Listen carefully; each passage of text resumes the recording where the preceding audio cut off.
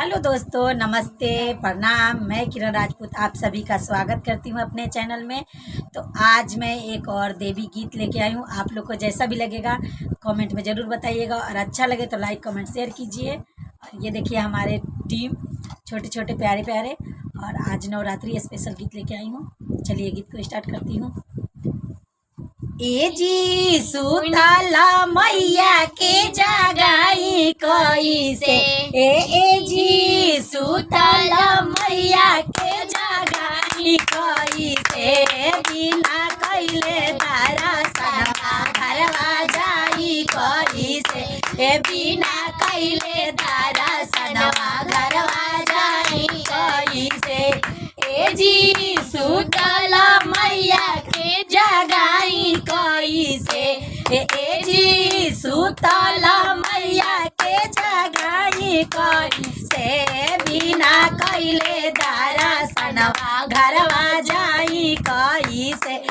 बिना कैले दर्शनवा घरवा जाई कैसे, टीका वाले आईनी माई के नथिया ले आईनी, टीका वाले आईनी माई के नथिया ले आईनी, ए जी सुतला मैया के पहनाई कैसे, ए जी सुतला मैया के पहनाई कैसे,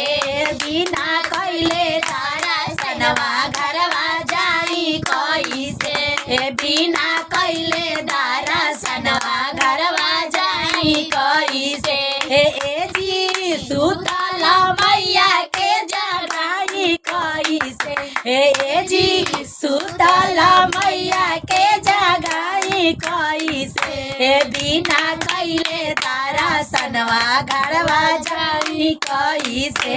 बिना कैले दर्शनवा घरवा जाई कैसे, सिंदूरा ले आईनी माई के बिंदिया ले आईनी, सिंदूरा ले आईनी माई के बिंदिया ले आईनी, ए जी सुतला मैया के लगाई कैसे, ए जी सुतला मैया के लगाई कैसे, बिना कैले दर्शनवा घरवा जाई कैसे, बिना कैले दर्शनवा घरवा जाई कैसे, जी सुतला मैया के जगाई कैसे,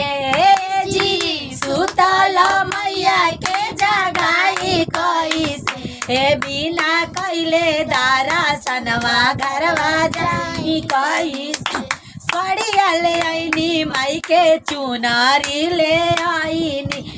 साड़िया ले आईनी माई के चुनरी ले आईनी, सुतल माई के पहिराई कैसे, जी सुतल माई के ओढ़ाई कैसे, बिना कैले दर्शनवा घरवा जाई कैसे, बिना कैले दर्शनवा घरवा जाई कैसे, सुतल मैया के जगाई कैसे, जी सुतल मैया के जगाई कैसे, बिना कैले दर्शनवा घरवा जाई कैसे, बिना कैले दर्शनवा घरवा जाई कैसे, पायल ले आईनी माई के बिछुआ ले आईनी, पायल ले आईनी माई के बिछुआ ले आईनी, ए जी बिना सुतला माई के पहिराई कैसे, ए जी सुतला माई के पहिराई कैसे, बिना कैले दर्शनवा घरवा जाई कैसे, बिना कैले दर्शनवा घरवा जाई कैसे, बोले बोले अम्बे मैया की जय।